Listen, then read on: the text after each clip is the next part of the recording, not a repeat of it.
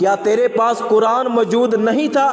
کیا تو نے میرے نبی کے فرمان نہیں سنے تھے؟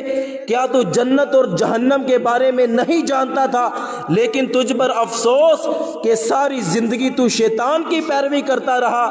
میرے بھائی، شیطان تو چاہتا ہی یہی ہے کہ ہم اللہ کے نافرمان بندے بن جائیں، لیکن قبر کو اپنے سامنے رکھیں۔ یہ تھوڑی سی زندگی ہے، نماز کے وقت تو اٹھ جایا کریں۔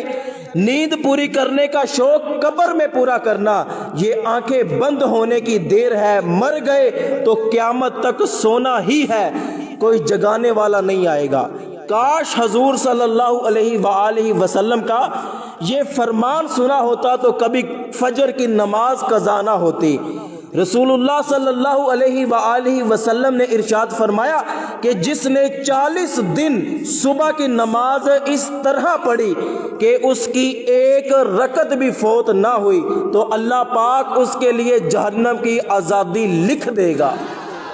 پیارے دوستو، دین کی دعوت عام کرنے کے لیے ہمارا ساتھ دیجیے، اس پیغام کو زیادہ سے زیادہ شیئر کیجیے تاکہ آپ کو بھی ثواب ملے اور ہمیں بھی ثواب ملے۔